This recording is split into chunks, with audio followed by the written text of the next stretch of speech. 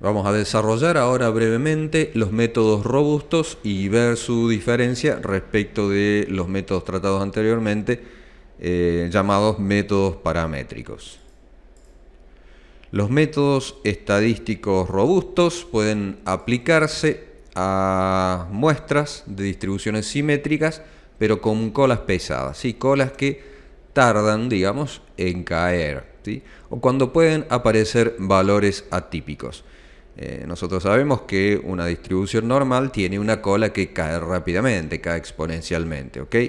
Pero para aquellas distribuciones donde esa caída no es como en el caso de las distribuciones gaussianas, bueno, podemos aplicar este tipo de método. Y como dice ahí, o cuando aparecen o pueden aparecer valores atípicos. No deben aplicarse estos métodos en situaciones en las que la distribución subyacente es bimodal, multimodal o muy asimétrica. Por ejemplo, en el caso de distribuciones log normales. Mencionamos anteriormente que cada vez existen más pruebas de que en las ciencias experimentales se producen distribuciones de error de cola pesada.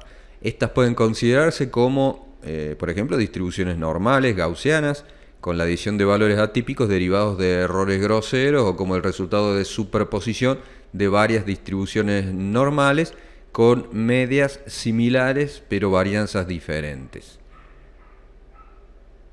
En ambos casos y en otros en lo que la desviación de una distribución normal no es grande, parece un desperdicio de información utilizar métodos no paramétricos que no hacen ninguna suposición, bien digo, sobre la distribución de errores subyacentes.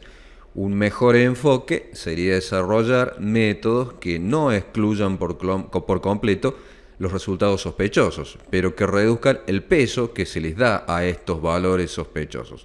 Esta es la filosofía en la que se basan los métodos robustos que abordaremos a continuación. Dichos métodos pueden aplicarse a las mediciones repetidas y también a los datos de, por ejemplo, calibración, regresión. Se han desarrollado muchos métodos robustos, por lo que solo es posible que hagamos un repaso breve en este campo que se encuentra en rápido desarrollo. ¿Sí? Hay bastante literatura al respecto y, bueno, como mencionamos, son técnicas que van avanzando rápidamente gracias al poder de cómputo actual. Entonces, como hemos mencionado, también los métodos estadísticos robustos no requieren de que se eliminen valores sospechosos o valores outlier. Los tienen en cuenta, es decir, no hay que eliminar información, sino que a estos valores sospechados de ser outlier se les va a brindar un tratamiento diferente o se les va a asignar un peso menor. Estos métodos solo son viables si se dispone de un computador y hay que destacar que algunas suites de software estadístico excelentes, por cierto, aún no incluyen todavía programas para métodos robustos. Entonces sí es posible encontrar, por ejemplo, en RProject, que estuvimos revisando, estos paquetes, digamos, destinados a métodos de análisis estadístico robusto, ¿sí? Más adelante, por ejemplo, cuando abordemos el tema de cálculo de la incertidumbre en los métodos de muestreo, vamos a trabajar con algunos métodos, por ejemplo, de ANOVA robusto, ¿sí? Nosotros vimos la prueba de análisis de varianza anteriormente, la prueba paramétrica tradicional, pero existen pruebas basadas en estadísticas robustas y que se llama justamente así, ANOVA robusta, que por ejemplo son menos sensibles a la presencia de valores outliers y dan resultados o nos permite obtener conclusiones más realistas, digamos. En prácticamente todos estos métodos se presenta un problema evidente. Si vamos a rebajar la importancia de algunas de nuestras mediciones, se necesitan uno o varios criterios en los que basar dichas decisiones, pero no podemos utilizar dichos criterios a menos que consideremos inicialmente todos los datos, es decir, antes de saber si algunas mediciones son sospechosas o no. Este problema se resuelve utilizando métodos iterativos, que es lo que utilizan estos métodos robustos. Con estos métodos iterativos entonces vamos a estimar o adivinar un valor o valores iniciales para alguna propiedad de nuestros datos. Utilizamos esas estimaciones iniciales con nuestros criterios de ponderación para llegar a una segunda estimación. Luego volvemos a aplicar nuestros criterios, etcétera, y así sucesivamente. Estos métodos solo son viables si se dispone de un computador, como dijimos recién. Hay algunos métodos robustos, muy sencillos, que no requieren tales iteraciones ni tantas iteraciones, porque eliminan arbitrariamente, en lugar de rebajar, una proporción de los datos. Por ejemplo, la que se llama media recortada de cualquier conjunto de datos. Esta media recortada se obtiene omitiendo las observaciones situadas en la parte superior e inferior del rango de mediciones. Veamos. En este ejemplo vamos a considerar 7 mediciones repetidas de ion nitrito en agua de río. Estos datos están ordenados numéricamente por comodidad. Esto pone de relieve que la cuestión obvia es si la medida, la determinación 0,380 es o no un valor atípico. Si se mantiene el número 0,380, la media de las 7 mediciones es 0,402 y su desvío estándar 0,0109. Lo pueden corroborar. Si, como sugieren las pruebas de Grubbs y Dixon, ¿sí?, que vimos anteriormente, se puede rechazar el valor 0,380 a un alfa de 0,05, la media y la desviación estándar típica pasan a ser 0,406 y 0,0053 respectivamente. Esto confirma, como se indica anteriormente, que la media y la desviación estándar típicas son vulnerables a la aparición de discrepantes, ¿sí? Bueno, evidentemente entonces lo pueden ustedes corroborar haciendo ejercicios que ya hemos hecho con Grubbs y Dixon, que si quitamos el valor 0,380, bueno, la media, como dijimos, va a cambiar, por ejemplo, de 0,402 a 0,406, ¿sí? Supongamos ahora que omitimos la menor y la mayor de las mediciones, 0,380 y 0,413, y volvemos a calcular la media. Esto produce un número técnicamente conocido como la media recortada, ¿sí?, del 14,28%, que este porcentaje se calcula como 100 por R sobre N, donde se han omitido R mediciones superiores e inferiores de N resultados, ¿sí? La media y la desviación estándar recortada ahora son 0,404 y 0,044, claramente más cercana a los valores determinados tras el rechazo del posible valor atípico, ¿sí? La robustez de esta media recortada es evidente. Habría sido la misma, sean cuales sean los valores tomados por los resultados más pequeños y más grandes, pero esto también ilustra la crudeza, podríamos decir, del método de la media recortada. ¿Por qué deberíamos omitir el valor 0,413? Salvo por razones de simetría. ¿Es aceptable calcular una estadística que ignore por completo el resultado o los resultados sospechosos? ¿Qué fracción de los datos debe eliminarse mediante este recorte? ¿Sí? Bueno, en la práctica es habitual un recorte del 10 al 20%. ¿Sí? Bueno, acá vemos cómo se calcula ese recorte. Es básicamente la cantidad de datos que tenemos o la cantidad de datos que hemos eliminado sobre el total, ¿sí? En este caso coincide con aproximadamente el 14%. Entonces este cálculo es muy simple. Calculamos la media eliminando los valores extremos directamente, ¿sí?, sin hacer ninguna prueba. Eso se llama, como dijimos, la media recortada, y bueno, esa media coincide bastante con lo que sería haber eliminado esos datos después de pasar la prueba de Grubbs, etcétera, ¿sí? Otro método es la winsorización, que ofrece un enfoque robusto menos arbitrario. En su forma más sencilla se reduce la importancia de las mediciones que arrojan las mayores desviaciones positivas o negativas de la media o de la mediana, desplazándolas para que sus desviaciones o residuos sean iguales a los siguientes valores positivos o negativos más grandes, o quizás el tercero. Si el método se aplica a los datos que carecen de valores atípicos, los cambios realizados son muy pequeños, por lo que las medidas resultantes de localización y de dispersión no se ven afectadas en gran medida y no se produce ningún daño, digamos, ningún impacto, o un impacto muy poco significativo. En el caso de los datos que vimos recién de análisis de nitrito, la forma más sencilla de esta winsorización simétrica cambiaría el valor 380 por 0,400 y el valor 0,413 por 0,410, ¿sí? 0,380 por 0,400, es decir, este valor cambia al próximo, y este valor 0,413 cambia al próximo que le sigue, es decir, 0,410. Y de esa manera, bueno, se eliminan o se dejan o se le deja de darle peso a los valores outliers, ¿sí?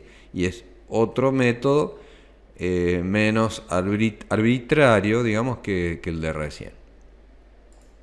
La media y las desviaciones estándar, resultantes en este caso serían 0,446 y 0,046 respectivamente, de nuevo muy cercanos a los valores obtenidos tras el rechazo del posible valor atípico y tras el recorte. Como vimos, tampoco es un método complicado que requiera de un computador personal y con iteraciones y demás, ¿sí? Son, digamos, métodos bastante simples de desarrollar. Una estimación simple y robusta de la desviación estándar la proporciona el rango intercuartil, como habíamos mencionado. Para una distribución de errores normal, el IQR es aproximadamente 1.35 del desvío estándar. El IQR dividido por 1.35 se denomina a veces IQR estandarizado, abreviado SIQR. Esta relación proporciona una estimación de la desviación estándar que no se ve afectada por ningún valor tomado por las medidas más grandes o más pequeñas. Por desgracia, el IQR no es un concepto muy significativo para conjuntos de datos muy pequeños. Además, existen varias convenciones diferentes para su cálculo. Para las muestras grandes, la convención elegida no supone una gran diferencia, pero para las muestras pequeñas, las diferencias en los valores calculados del IQR sí son grandes, por lo que el IQR tiene, digamos, una poca aplicación en química analítica. Hablamos ahora de estimaciones robustas de localización y dispersión. En las ciencias experimentales normalmente no sabemos de antemano si nuestros datos pueden proceder de una distribución de cola pesada o si pueden contener valores atípicos. Por lo tanto, lo ideal sería utilizar una estimación de la localización, es decir, la media y la mediana son estimaciones de la localización, que se comporte como la media cuando la distribución subyacente es realmente normal, pero que tenga las propiedades robustas de la mediana cuando se producen valores atípicos o colas pesadas. Se pueden aplicar argumentos análogos a las medidas también de dispersión. Hace más de 30 años, Huber y otros demostraron que estas propiedades deseables están disponibles. Bueno, supongamos que tenemos una serie de n resultados, x1, x2, xn, y deseamos estimar mu, la media de los resultados fiables. Normalmente nuestra estimación de mu, dada aquí por el símbolo, vamos a utilizar el símbolo mu sombrerito, se obtiene minimizando la suma de cuadrados, ¿sí? Como vemos, esto nos resulta familiar de la varianza. XI es cualquier resultado de nuestro conjunto de datos menos mu, la media estimada, y todo eso elevado al cuadrado. Sumamos todas esas diferencias y luego minimizamos, ¿no? Esta suma de términos cuadrados es la fuente de la sensibilidad de la media a los grandes errores, ¿sí? Recordemos que esta diferencia se eleva al cuadrado. Mientras más grande la diferencia, obviamente mayor es este término elevado al cuadrado. La expresión, bueno, diferencia cuadrática, se denomina función de distancia, ya que mide la distancia de un punto, un valor experimental, a mu. Una función de distancia más útil en el presente contexto es el valor absoluto, ¿sí? Quitándole el signo. Un método, es decir, la diferencia sin el signo, a eso me refiero.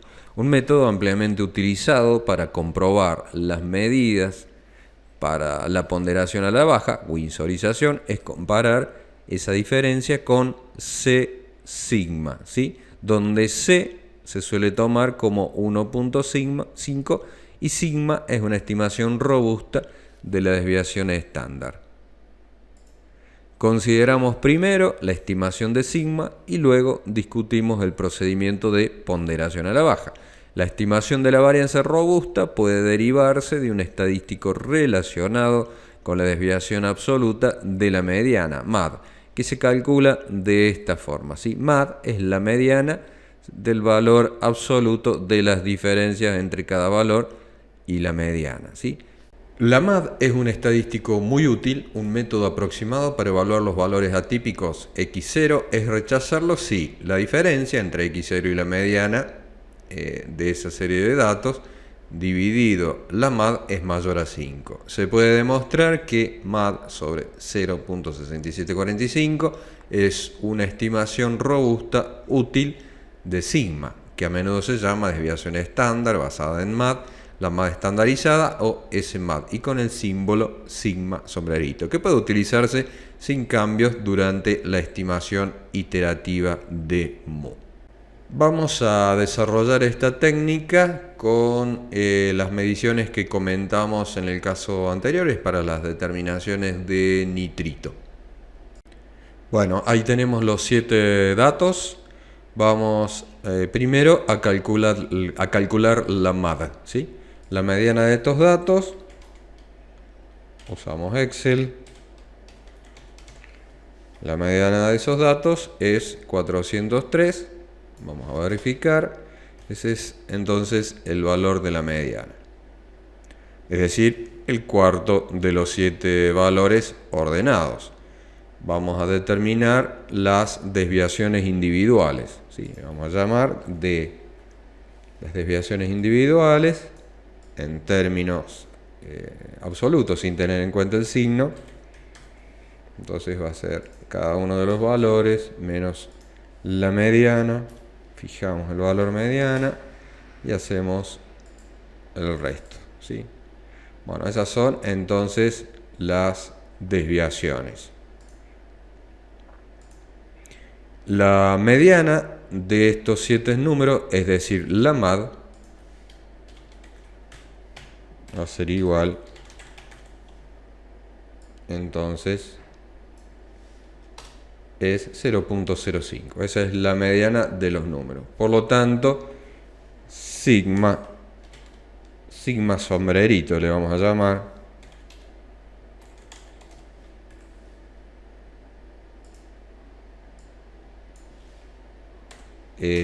sigma sombrerito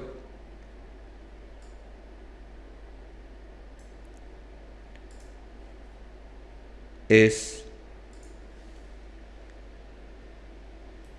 la MAD, el valor anteriormente calculado, dividido 0.6747, como habíamos mencionado anteriormente, y ese es el valor de sigma sombrerito.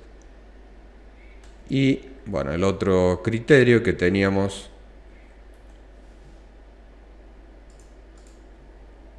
sigma sombrerito multiplicado por 1.5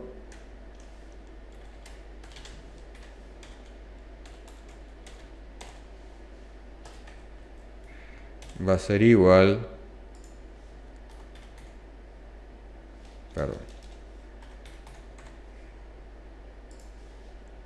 a esto.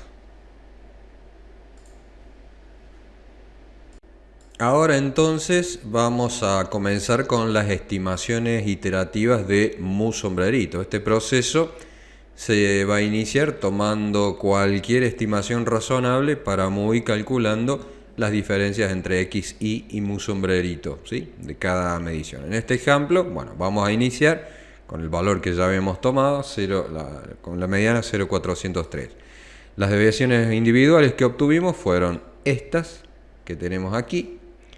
En la primera iteración para mu sombrerito, las mediciones originales se van a conservar si las mismas son inferiores a este criterio que ya habíamos obtenido, ¿sí? Si son inferiores o iguales a 1.5 sigma sombrerito.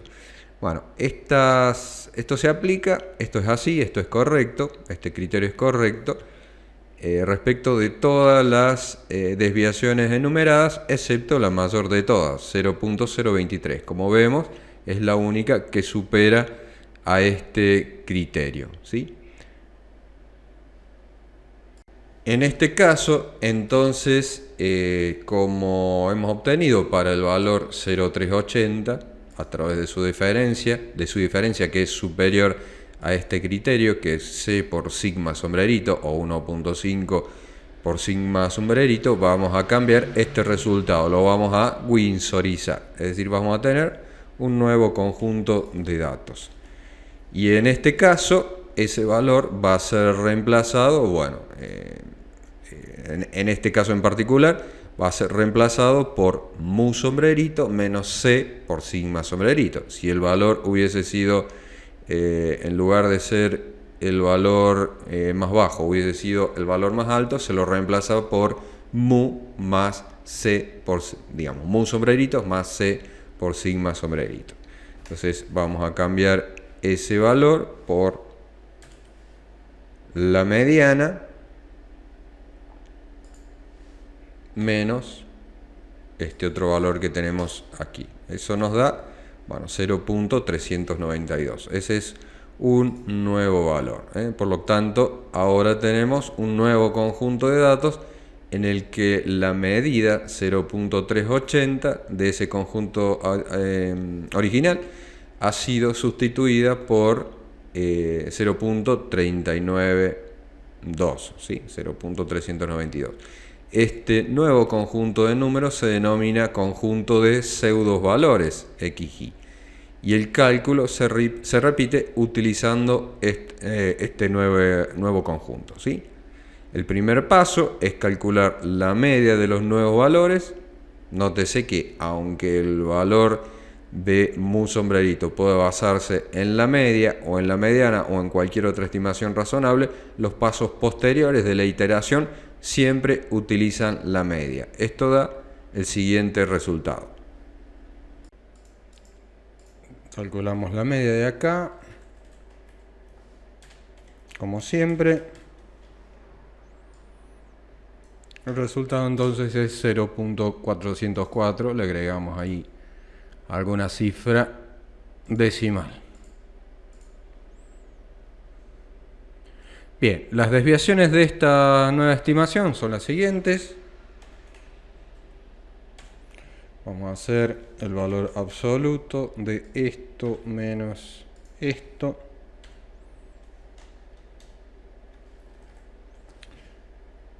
Me olvidé de fijar de 12. Y ahí.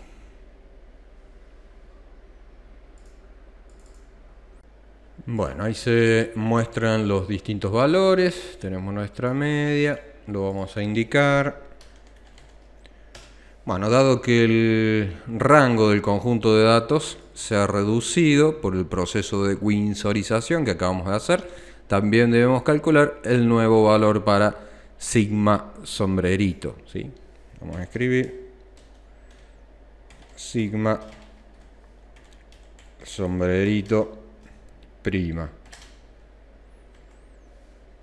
Bueno, esto viene dado, tenemos que multiplicar el valor 1.134 multiplicado por, bueno, el desvío estándar. Primero calculamos el desvío estándar de todos esos conjuntos de datos. El desvío estándar, como siempre, de la muestra de esos datos. Y ahora sí, el sigma sombrerito lo vamos a calcular como 1.134 por el desvío estándar que acabamos de calcular. Ese número 1.134 se deriva de, propiedades de la distribución normal y se tiene que utilizar si C es igual a 1.5, lo que veníamos utilizando, ¿sí? Bueno, entonces el valor me queda en 0.081. Y después, para de nuevo construir el criterio, 1.5 por sigma sombrerito prima, nos va a quedar obviamente la multiplicación 1.5 por sigma sombrerito. Y el valor me queda en 0.012, ¿sí? Solo las desviaciones mayores de mu, entonces son las que necesitan ajuste, es decir, mayores a este valor, como habíamos hecho en el paso anterior. De todas las desviaciones que tenemos respecto de estos nuevos valores o pseudo valores, 0.012 es la que más cercana se encuentra. De todas maneras está por debajo, ¿sí? Por lo que en este caso no serían necesarios más pasos, ¿sí? Este valor está por debajo del criterio 0.01, a diferencia de lo que había pasado antes, que teníamos 0.023, que era mayor a 1.5 por sigma sombrerito. En este caso, bueno, tenemos 0.012, que es menor a 0.0121, por muy poco, ¿no? De haber sido un valor mayor a 0.0121, tendríamos que haber hecho un paso más con una nueva media y un nuevo desvío estándar, ¿sí? Bueno, en este caso, una sola aplicación del método Uber produjo la situación en la que podemos concluir que una estimación robusta de mu sombrerito es 0.438. Bueno, redondeando, esto me quedaría a 0.404 y un desvío estándar de 0.071, ¿sí? Esto quedaría entonces fijo. El proceso de iteración duró solo un paso, puede durar, como decíamos, un paso más o más de un solo paso adicional. 1.5 por sigma sombrerito prima, nos va a quedar obviamente la multiplicación 1.5 por sigma sombrerito. Y el valor me queda en 0.012, ¿sí? Solo las desviaciones mayores de mu, entonces son las que necesitan ajuste, es decir, mayores a este valor, como habíamos hecho en el paso anterior. De todas las desviaciones que tenemos respecto de estos nuevos valores o pseudo valores, 0.012 es la que más cercana se encuentra. De todas maneras está por debajo, ¿sí? Por lo que en este caso no serían necesarios más pasos, ¿sí? Este valor está por debajo del criterio 0.01, a diferencia de lo que había pasado antes, que teníamos 0.023, que era mayor a 1.5 por sigma sombrerito. En este caso, bueno, tenemos 0.012, que es menor a 0.0121, por muy poco, ¿no? De haber sido un valor mayor a 0.0121, tendríamos que haber hecho un paso más con una nueva media y un nuevo desvío estándar, ¿sí? Bueno, en este caso, una sola aplicación del método Uber produjo la situación en la que podemos concluir que una estimación robusta de mu sombrerito es 0.438. Bueno, redondeando, esto me quedaría a 0.404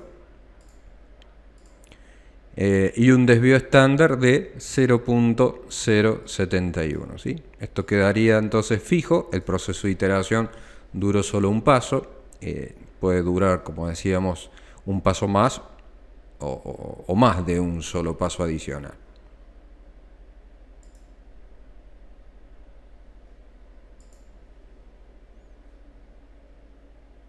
La recomendación es que reproduzcan estos pasos. Están descritos también ahí en la diapositiva, así que pueden seguir los pasos que se indican en la diapositiva conjuntamente con la hoja de Excel para que, bueno, para que justamente les salga, ¿sí?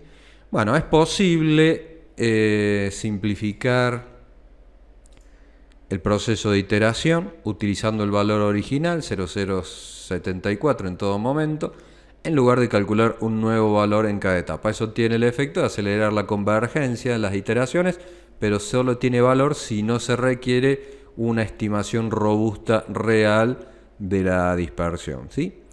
Bueno, este cálculo merece varios comentarios. El primero es que, como tantos procedimientos iterativos, es mucho más tedioso de describir y explicar que de realizar. El segundo comentario es que en este ejemplo hemos aplicado el valor convencional c igual a 1.5 para definir la función de distancia. Se han explorado otros valores de c. Si es demasiado grande, los posibles valores atípicos no son winsorizados, mientras que si es demasiado pequeño, solo tienen peso las mediciones cercanas al centro del conjunto de datos. Se han sugerido diferentes métodos de ponderación, incluidos algunos que rechazan completamente los valores atípicos extremos y aplican la winsorización a los valores atípicos moderados, ¿sí? Por último, conviene volver a insistir en que estos métodos robustos no tienen las preocupaciones y ambigüedades de las pruebas de valores atípicos. En el ejemplo que acabamos de examinar, la prueba de Dickson, que hemos visto, sugiere que el valor 0.380 podría rechazarse como valor atípico a un nivel de confianza del 95%, pero la prueba simple, basada en MAD, sugiere que no debería. La prueba de Grubbs sugiere que la decisión de rechazar o no es marginal, y estas preocupaciones y contradicciones desaparecen en la estadística robusta, en la que los valores atípicos no suelen rechazarse totalmente ni se aceptan sin cambios, sino que se aceptan con una ponderación menor. Estas y otras técnicas robustas se utilizarán cada vez más en la química analítica en distintas áreas y sobre todo actualmente en lo que se refiere a el tratamiento estadístico de los ejercicios interlaboratoriales. Se dispone de la norma ISO 13528 que se refiere justamente a métodos estadísticos, ¿sí? Métodos estadísticos para programas de ensayos de aptitud, ¿sí? Para un tipo específico de ejercicios interlaboratoriales. Hablamos ahora de los métodos de regresión robustos.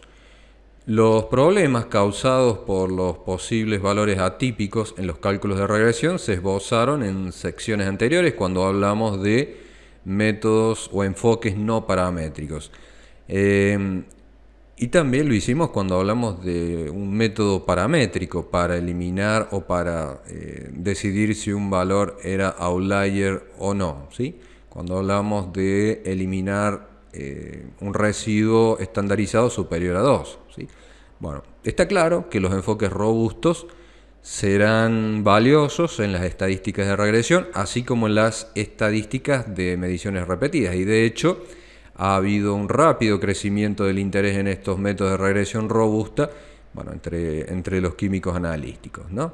Basta con resumir dos de los muchos enfoques desarrollados. Anteriormente observamos que una sola medición sospechosa tiene un efecto considerable en los valores de pendiente y ordenada al origen calculados para una recta por el método normal de mínimos cuadrados que trata de minimizar la suma de los cuadrados de los residuales en I, ¿no? Esto se debe a que, al igual que en el ejemplo de la determinación de nitritos que vimos anteriormente, el uso de los términos cuadrados hace que esos puntos de datos sospechosos tengan una gran influencia en la suma de los cuadrados. Bueno, una alternativa clara y obvia es tratar de minimizar la mediana de los residuos al cuadrado, ¿sí? Que va a verse mucho menos afectada para los residuos grandes, ¿no? Este método de la mediana mínima de los cuadrados, LMS, es sumamente robusto. Su punto de ruptura, es decir, la proporción de valores atípicos entre los datos que puede tolerar, es del 50% el valor máximo teórico.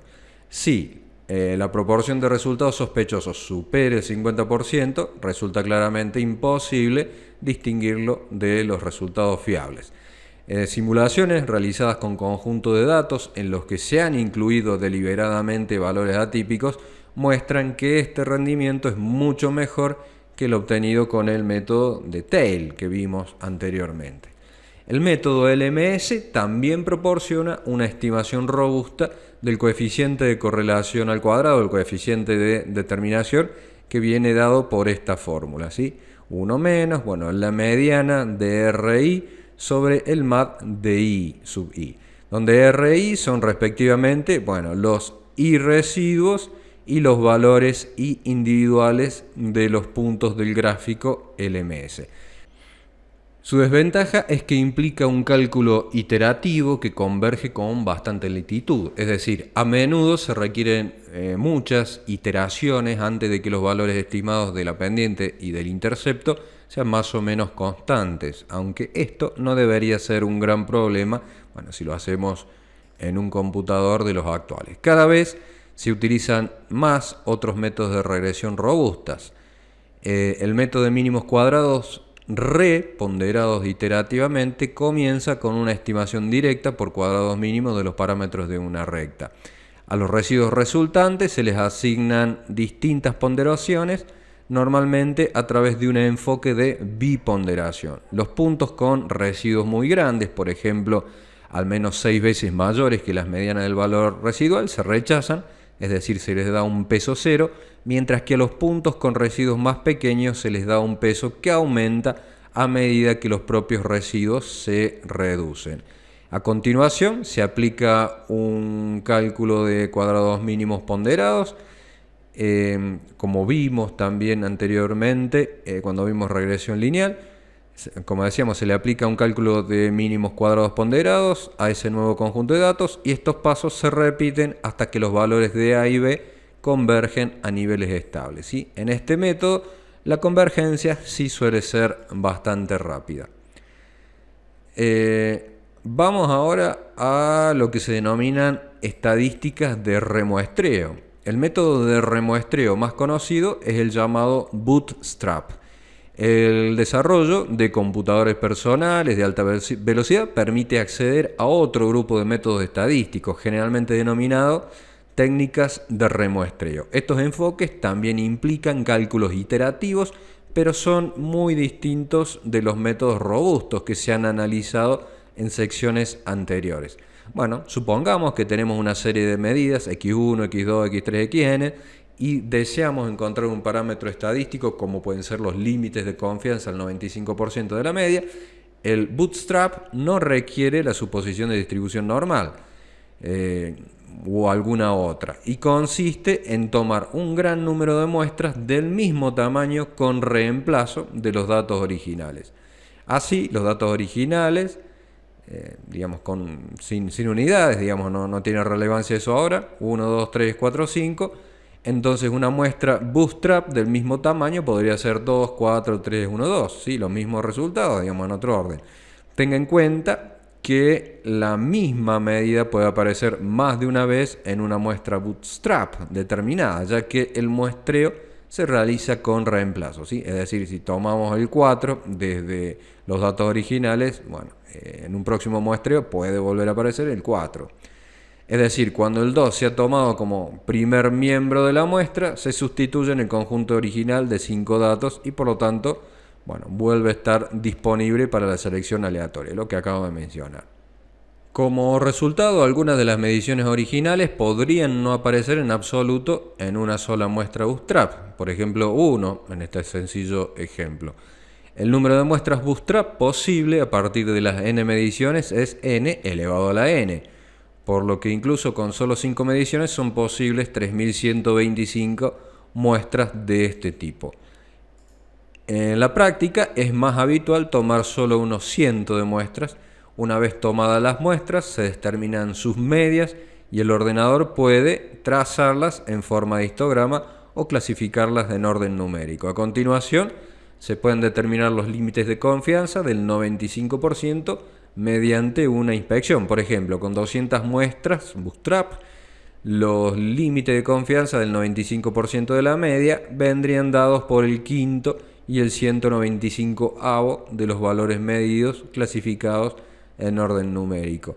Los límites de confianza obtenidos de este modo no dependen de ninguna suposición sobre distribución de errores subyacentes y se espera que reflejen, por ejemplo, cualquier asimetría en las mediciones. ¿Sí? Ahí tenemos un ejemplo: los niveles de una proteína de plasma sanguíneo en 10 hombres en orden numérico son los siguientes, en miligramos por cada 100 mililitros, y se desean determinar los límites de confianza del 95% para la media de estos valores que parecen mostrar una distribución sesgada hacia valores más bajos. Si utilizamos los métodos anteriores, encontramos que la media de las 10 determinaciones es 6.80, el desvío estándar 6.20. Encontramos también que el intervalo de confianza viene dado, por estos números que ya aprendimos a calcular. Nos queda que los límites de confianza están entre 11.17 y 2.43. Utilizando el enfoque Bootstrap, en su lugar tomamos 500 muestras con reemplazo y obtenemos los resultados resumidos en un histograma como este.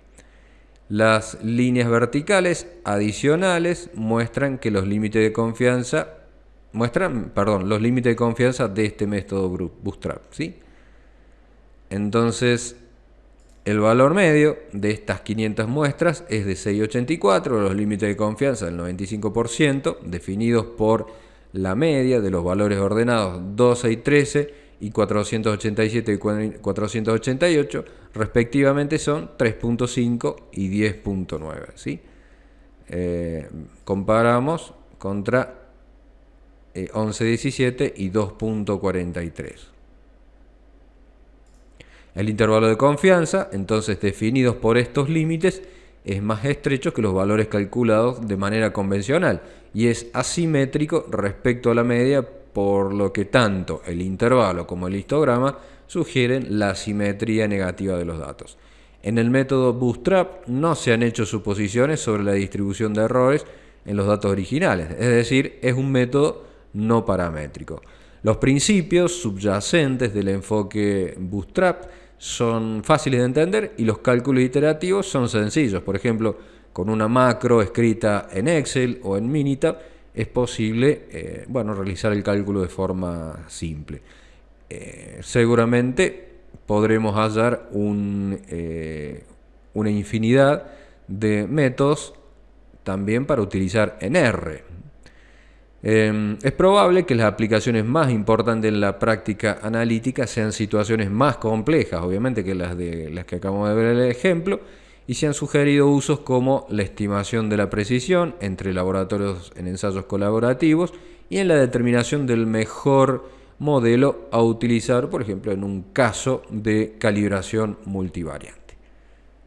Y con esto damos por finalizado este tema denominado métodos robustos. Muchas gracias.